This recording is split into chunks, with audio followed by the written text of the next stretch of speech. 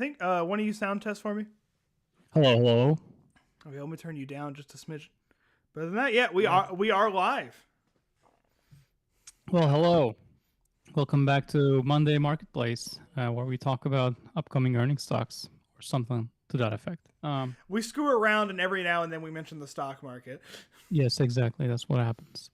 Hello, I'm FA. I make the website marketplace.com where you can go in and have any discussion about the markets that you want. There are different hubs and portfolios for you to check out. Go check us out there. With that, I built the website, and Joseph, who are you? Yeah, I do. FA does the site. I do the stuff not on the site. On the other sites like the TikToks, the Twitters, the X's, excuse me, the Instagrams, and I don't know. I need to talk to you. Hopefully soon, maybe even a LinkedIn page. Yeah, hopefully. We'll be LinkedIn official then. And John, who are you? Yeah, I guess I do everything else. I guess whatever's left over. CFO, COO. I guess I'll be more relevant once we actually take off. What do you mean, actually? Like, we have a podcast now. They don't give those That to is. just anybody. Yeah. Well, more people need to sign up. So anyone watching us right now, sign up, create a hub, let us know. There's a confident co-founder right there. Okay. So today's topic. So we each picked different stocks that are going to be coming up on the earnings. So why don't we start us off with Joseph? Yeah. What do you got? I was hoping you'd let me go first. Yeah. So this week I picked Chewy, a stock I'm quite partial toward, not because of the underlying business model, but because I have dogs that are my replacements for children. Yeah. For a lot of Gen Z and millennials. I'm about to say, don't yeah me. I know you're in the exact same boat, Bruno. Yeah, he is. Yeah, Chewy stock kind of in a weird place. They're like right there on that borderline of profitability. Estimated, they're reporting Wednesday. Let me say that. Wednesday, I believe, after market close, about -4 cents a share as it's expected. They've been right there playing with that profitable, unprofitable, profitable, unprofitable for, from what I can see, going back into like 2020 or 2021 when the stock spiked. When I guess really all your e-commerce brands spiked as part of the pandemic. Stock's not looking great, down 56% over the last year. You can kind of like imagine why they're losing a lot of market share to like Amazon. And a lot of what Chewy did to separate themselves in the pack from the beginning. I mean, like for example, we shop at Chewy for a lot of our dog stuff. We can get their food; it comes straight to the door. It's so easy. Same with like toys and treats and things. And again, it's so easy. And then to add on to that, they do these other little things like our dogs get cards from Chewy on their birthdays. Yeah, that's nice. A couple years ago, they even sent like one slice of like a dog cake in the mail for our dog's first birthday, Nice. which was kind of weird. And Chewy's been known for that for a long time. Like especially like they'll even send flowers if they hear your pet dies. A lot of people were worried about that would go away when they were bought out for the first time. I think it was in 2017 by PetSmart, because that was well, the original founder was the one who pushed for that kind of marketing and that kind of connection with the customer. And a lot of people were worried when they got bought up by the big conglomerate in 2017 that would kind of go away. But it's prevailed. And then when PetSmart sold Chewy in 2020. They've even doubled down on that effort, and that was great and all, and it got a lot of brand loyalty, but looking at, sales numbers and everything, they kind of seem to be taking a hit. Yeah, like I was gonna ask, yes, Chewy's nice, like they remember your dog's birthdays and whatever, but Oh yeah. are they actually cheaper than places like Amazon?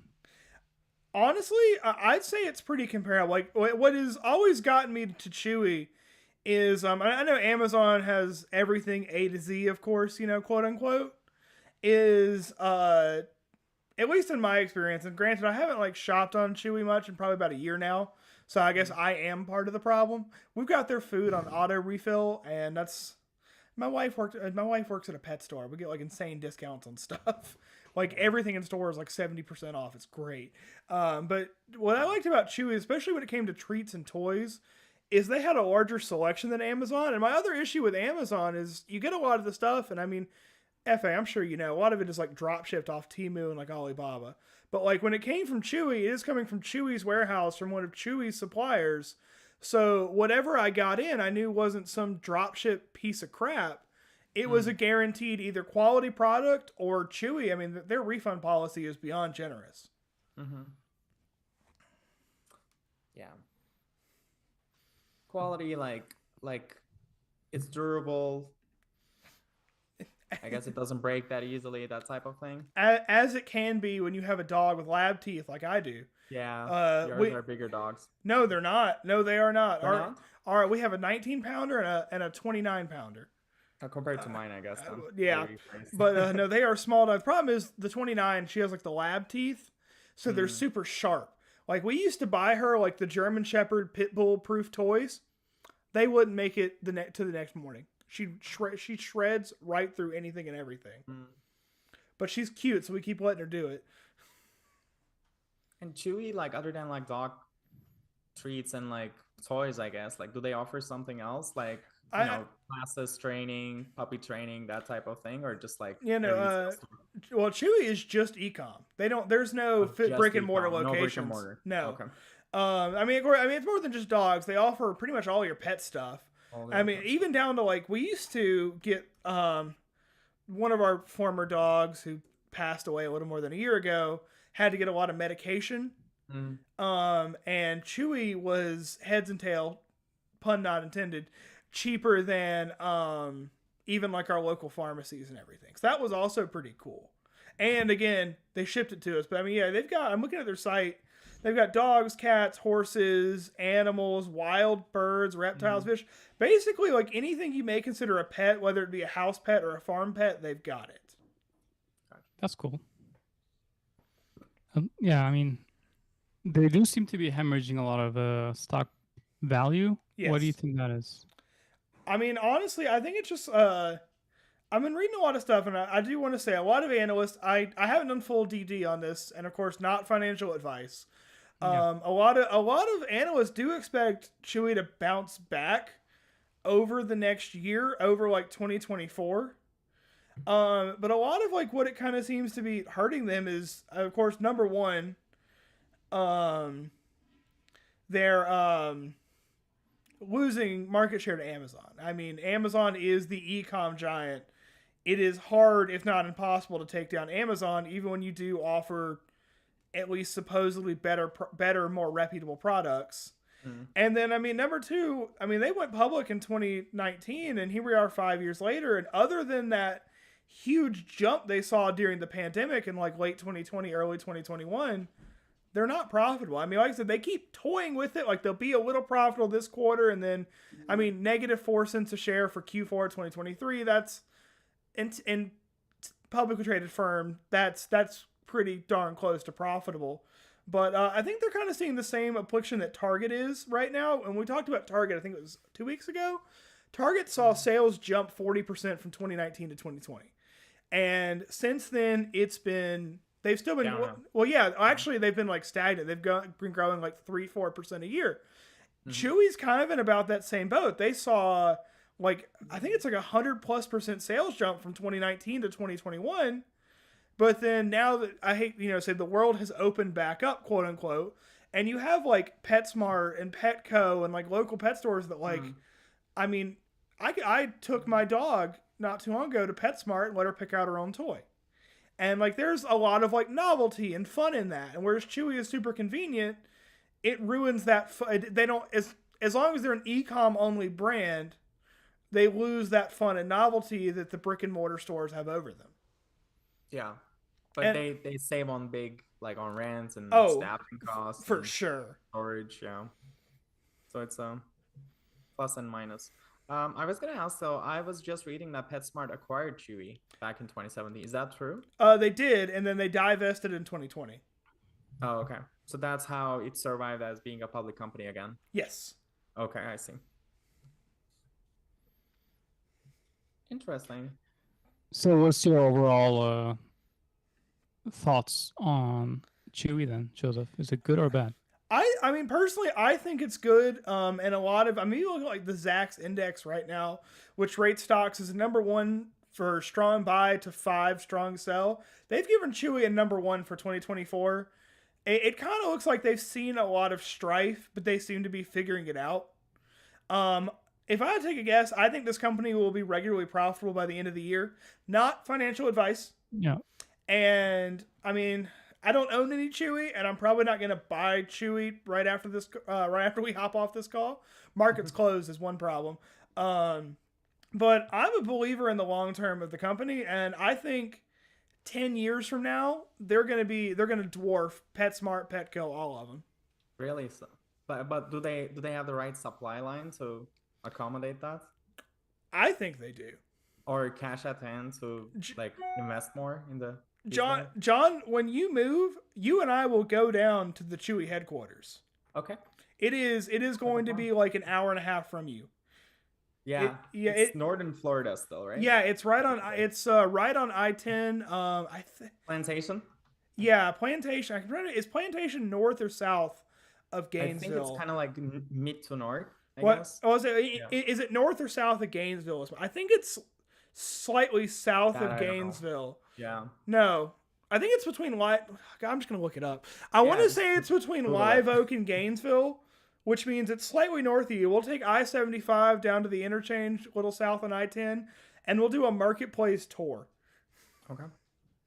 Sounds like a plan. And let's do it. Minus FA, of course. Unless you're free, come to Florida with me and John, please. Yeah, I'll come to Florida. Okay, Okay, never mind. There is a Chewy plant north of Gainesville. Plantation, Florida is near Miami. I was thinking of the Chewy plant, which you can see from I-10. We'll go tour at Chewy plant. There's a Publix and a Winn-Dixie one right there too. We'll hit both those while we're at it. Cool. All right, let's move on to the next one. John, hit us. Yeah, so mine is FedEx. As you guys know, it's like one of the largest, I guess, delivery companies in the world. That's probably the blanket statement. FDX is the ticker. So the reason I picked FedEx is, well, I guess a little bit of history on the company. So it was founded in 1971, and it was really a viable alternative for global shipments. It started as more of a corporate thing, especially with the MNCs, multinational corporations started to arise. You know, it was way after World War II, USPS was only addressing, like basic needs. I think their biggest selling point when it was first founded and nowadays is when you ship something with USPS internationally, it leaves the US and then it's submitted to the local delivery or the local post office of the next country. Whereas with FedEx, it goes from FedEx to FedEx. So there's traceability and security in it. And it's also faster that way. Obviously, the price reflects this, right? Like, I mean, not necessarily always, but like the next day shipment can be upwards of like $100 just for one piece of document. So it can be quite costly. But at the same time, I mean, there's a niche and there's demand for that too. Pre-pandemic, amazing company. They were just like linearly growing like since mid-90s, no concerns. Post-pandemic, during pandemic, they hit badly. I think they went down from 300. Right now it's 253, but like back in 2019, it was 300. It went down to 170s, I guess, as expected. Slowly recovering. It's been up 17% past year. There's obviously, on the demand side, there's some concerns still, because I think, to be honest, like their biggest competitor is becoming not so much USPS or UPS, but Amazon, from what I've been reading. And they're losing a lot of business to Amazon, not just for Amazon shipments, but also Amazon is really active and getting a good market share in delivery in general. And, like things like Uber started to deliver things, Amazon obviously in the game. USPS, in my opinion, upped their game. The reason why I know it, in my line of business, we ship out cards and we check the activation and delivery timeframe for debit and credit cards. It's been significantly improving with the USPS. So there's some steep competition. But why I think FedEx is still there is there just isn't that much competition when it comes to people's memory and like what's my secure alternative. The two things that come to mind, or well, I should say probably three, is FedEx, DHL, and UPS. And as soon as there's people around and as long as the globalization continues, I think there will always be demand for physical shipments of some sort. Yeah. Those are my justifications. That said, though, I'm not gonna like bet my horse that I can retire on this. So, what's kind of funny about the FedEx and Amazon competition thing is that They actually asked Amazon not to send packages through them because they just couldn't handle the load that Amazon had. So that's why Amazon had to invest heavily into like air to land shipments. So like they got planes, they designed a whole new like system for the robotics division to do the plane thing. That was a huge undertaking, and that was done. So like these are, I mean, it's kind of like yes, FedEx is losing to Amazon. It's because FedEx didn't want it basically. So Mm-hmm. they just thought that they couldn't handle the load that Amazon had, and then Amazon basically took over. And because of that, Amazon is so much cheaper, and it's basically impossible to beat the prices of Amazon because they basically deliver it themselves for so much cheaper. True. So I guess like my question would be like, why is Amazon so much cheaper? Is it because it's slower, they pay less to their staff, or like what? No, they have their own infrastructure. Like imagine making a website like Amazon today. Let's just say it's John's Marketplace or something. Yeah. How are you gonna send packages, right? You're gonna have to go Yeah. through FedEx, and they're gonna charge you a premium for that. But Premium. Amazon doesn't pay that premium because they have their own thing. Mm-hmm. So that's one way to like reduce the prices and offer the Prime membership thing. Scalability, right? Yeah. That's So their competition. Yeah. let me also ask you this, John, in terms of FedEx. I see FedEx is up a little more than 15% last year. Yeah. Whereas at least what I would consider to be their main competitor, especially in the private company space, being UPS, is down 17% in the past year. So we're kind of seeing day and night from two companies that I myself, and I'm sure a lot of other people, think of as doing like the exact same thing. I guess out of curiosity, obviously FedEx is doing it better. What do you think, what do you think they're doing better than their competition? Yeah, so especially versus UPS, because I was reading an article on this. Actually, UPS isn't performing year over year or gross profit wise. Sorry, I shouldn't say gross profit. Revenue wise, they're not like suffering drastically. Their worldwide reputation is not that great. So FedEx definitely wins the game there. But domestically, UPS has the same demand. I think what makes it different, and I've yet to figure out exactly why, is FedEx's operating margin has risen from 3.3 to 5.9 in the last 3 years, whereas UPS operating margin fell from 13.2 to 10% in the last year. So imagine 4 years ago, FedEx had a gross margin of 3.3, UPS had 13. So the UPS was much more profitable margin-wise. Now UPS is 10%, which shrank like 30% almost, and FedEx almost doubled. I guess I've yet to find out exactly why. They could have made such changes in there, maybe like staffing, or like maybe streamline the brick and mortar, or like maybe focused on niche areas. Like if I said, like maybe they left bulk stuff to Amazon or others because there's just not much to win there, and focusing on premium delivery. But this is just a speculation. I guess I need to do a little bit more due diligence. That's just my wild guess, that they kind of like trimmed the fat and got rid of the dead weight loss. But whatever they are doing, it seems to be helping. At least they're now very close to pre-pandemic, which UPS isn't. Yeah, I'm looking at UPS, and like apparently they've been in headwinds for a while. Apparently they've been like losing market share to FedEx and I did not know about this until, I mean, really now, for quite some time.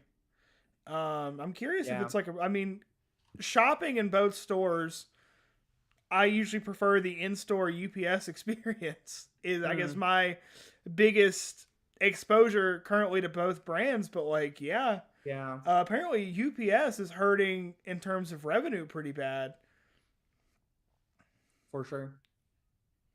I mean, UPS has a little bit of a sentimental value for the US history, and like, I guess older generations too. I think there must be more brands loyalty around them, because like, like if you ever watch like World War II documentaries and stuff, like UPS alongside the USPS were like flag bearers, not just mail, but like, I mean, obviously there's stories of like people sending mail to their fiancés or families. Even like Saving Private Ryan had UPS, I think. But FedEx is newer, right? I think it was founded in the mid-70s, but really took off in the 80s, etc. So it was really more seen as like a more modern, less scalable maybe, but more niche, more modern, more, I guess, premium service. That changed in my generation, I would say. like UPS and FedEx were like really net competitors. But lately it feels they're going back to those again. Except this time UPS is really losing out their market share because it's not just the US Postal Office for competition, but there's Amazon and others basically. So they're mainly Amazon, I would say. I gotta say, I also love the founding story of FedEx. I guess for anyone at home that doesn't know, the founder of FedEx, whose name I can't think of right now, he was in business school somewhere, I think in the Nashville area. And he wrote a paper about starting a delivery company using like regional flights. Like his argument was, all right, FA, that was fun. If you take these regional flights, like for example, when I fly like Tampa to Raleigh when I visit family, that flight is usually like half full. He was like, what if we put packages on those half full flights? We'll cut down, like the airline will love it because they're going anyway and we can pay them for the service. And also it's going to be cheaper than shipping because we're not chartering a whole new jet. And he got an F on the paper. Wow. And out of pure spite, he went out and founded FedEx just to prove his business teacher wrong. I mean, that's a great comeback story,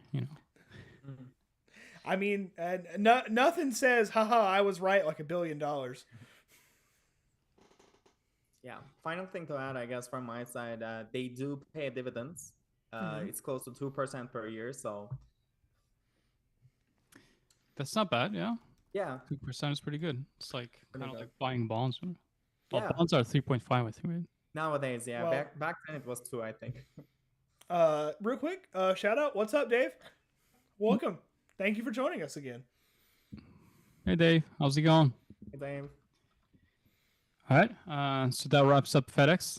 I guess I can talk about what I picked for today. So the stock that I picked, for those of you who are actually like involved in Wall Street bets in like 2016 and 17, this was a huge meme stock. This was the meme stock before the meme stock of GME. So there were like a lot of posts. Anyway, get to it. It's Micron. It's MU. So earnings are coming up this week. And so this company, Micron, they basically make like storage, RAM, and technology sort of stuff.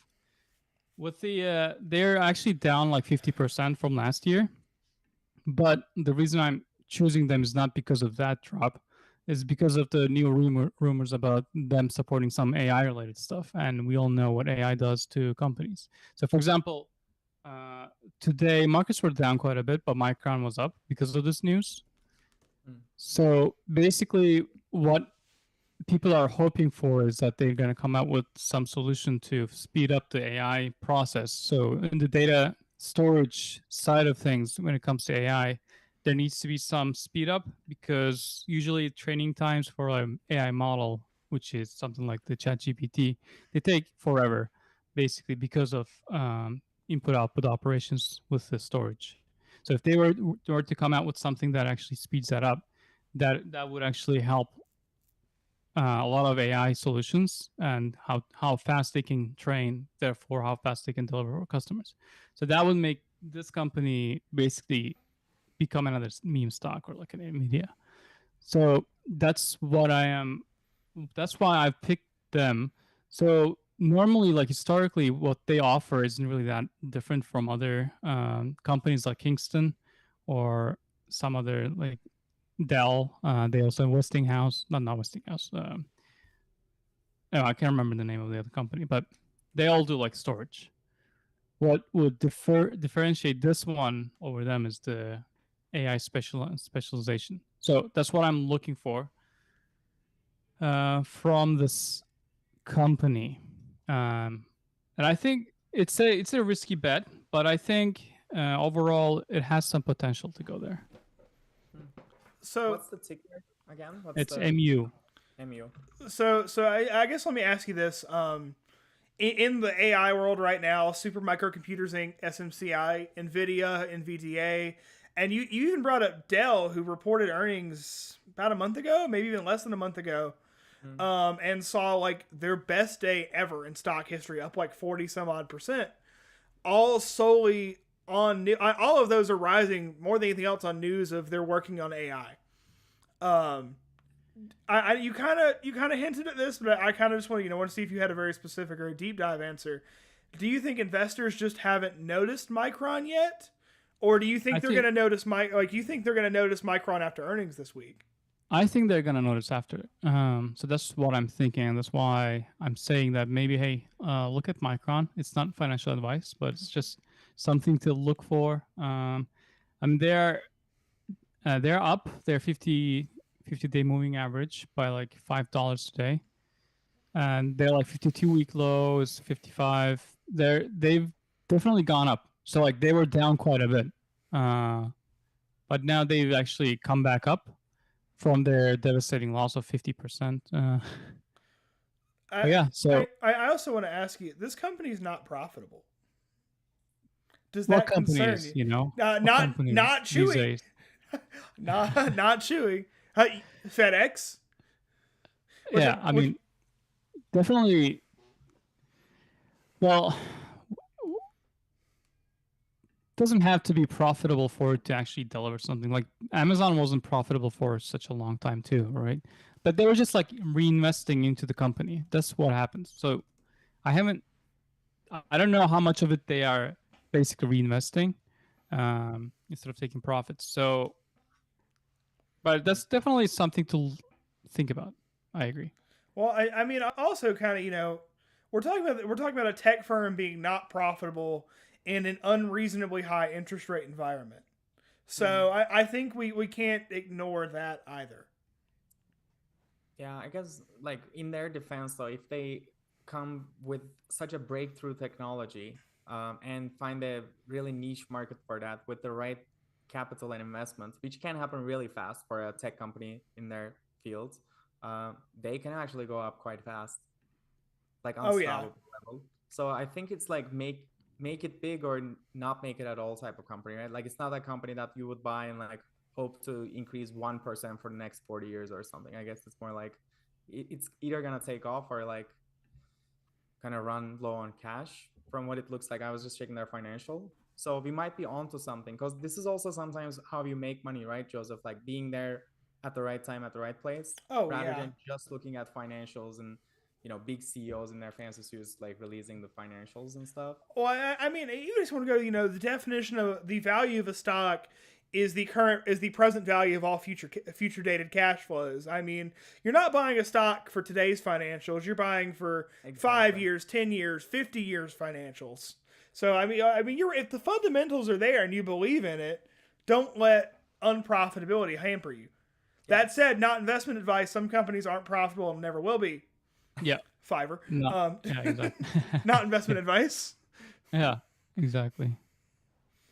Right. So that was what I had. Any wrapping thoughts? I also just kind of wanted to ask you this.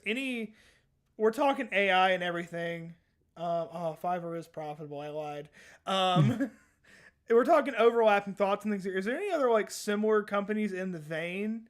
Kind of like a Qualcomm, maybe? Do you think could blow up on AI news also? Definitely, yeah. I mean, I would definitely keep an eye on some stocks like Qualcomm, like you said. They are like specifically specializing in actual like chips. These are the guys that make basically AI go. And like I said, AI is the talk of the town. Not because I believe in the AI thing. It's just what the market's like these days. They like to hear the word AI. I mean, it's the new breakthrough technology. I mean, it's the new it's the new blockchain. Basically. Yes, 1000% agree. At least this one has a little bit of application use. With blockchain, there was just nothing. Yeah, we'll have to talk offline about that. I was reading some things about blockchain and mining Bitcoin that gave me a bit of an opinion on Bitcoin and other cryptos. And like, I don't hold any crypto at all.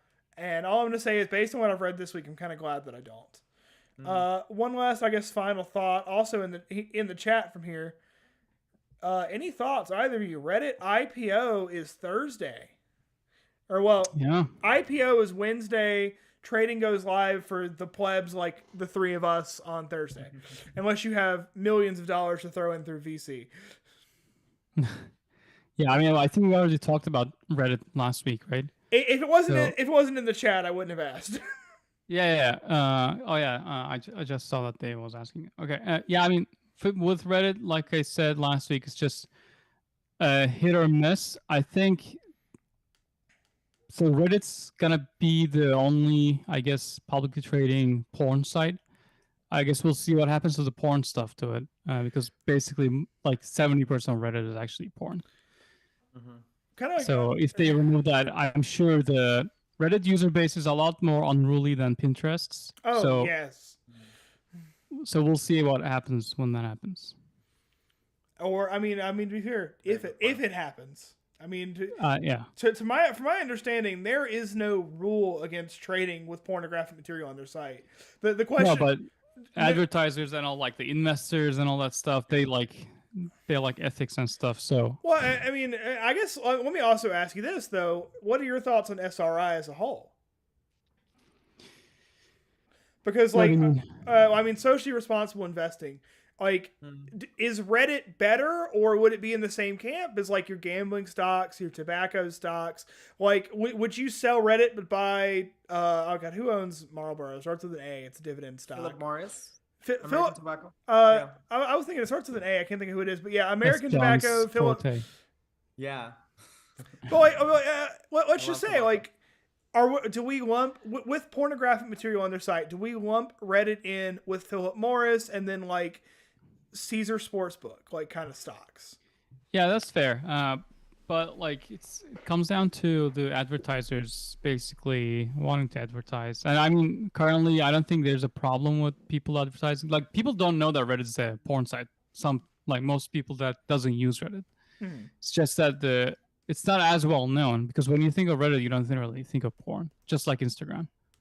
But there's definitely, it's a huge portion of it. If the word finally gets out, or like Reddit tries to shut it down, user base isn't going to be happy. Also, like they're going to be selling user data. That's how they're going to make money. And they're like literally selling the data to AI companies. Basically, that's kind of like the worst nightmare of a Reddit user. Altria is who I was thinking of. Thank you, Dave. But no, I do think you're right. And like, I think you even said this on one of our TikTok comments a couple weeks ago. And that TikTok flopped. So please, everybody go give it a like. But in all seriousness, yeah, Reddit is scraping data right now. Data and just posts and content. And I do think you're 100% right on users. When it really gets out, they're not going to stand for it. Yeah, I mean, it's a toss-up, we'll see what happens, but I really wouldn't bet on Reddit just now. I mean, we also talked about like Pinterest is valued, like its market cap is so much higher than what the estimation of Reddit is, and going off that, Reddit is actually much bigger than Pinterest. Yes. So it should go up. It should, but I'm not sure. Should is an opportune word in these kind of situations. Yeah. Also, like it's not financial advice again, but still, like I don't want to bet on Reddit's IPO. I normally don't do IPOs to begin with. Reddit's IPO, I'm gonna stay away from. I'm gonna shout out Dave because he put this also in the chat. I think that at least the three of us. I think John's a little more open to IPOs than me, Dave, and FAR. Yeah, like I mean, I also try to like look at the financials and like what are they doing on that front too, not just like categorically be against it. But yeah, I mean, not that I go after IPOs, so I only have 2 stocks right now. So. All right, I think we're over. We are. I guess FA, you want to do our closing thoughts, or John, or yeah, I can do it. So yeah, come check us out at MarketPlays, where more of this sort of discussion goes around, where we like educate each other basically and do due diligence. It's basically this, but in a website format and more digestible. So just go there, ask your questions if you have any, explore the hubs or the portfolios. They're all public. You can contribute them by voting in them if you think a stock should be in a specific portfolio. And there are portfolios on all the topics there is to be had. So if you want to invest in like social media specifically, check out those hubs. If you want to investing on nuclear stocks, go check out those stocks. Yeah, and come let us know. Give us feedback. Yeah, You've got something for everyone, right? So value investor, dividend investor, or God, if you just want to get started investing, it's the best way to improve your future self and your future money. Come give us a shout out. There is a hub for you on MarketPlays. And that is straight from the marketing video we recorded. Yeah. Well said. All right. Well, All right. thank you. Yeah. Thank you so much for watching. Thank you all. See you next week. thanks, everyone.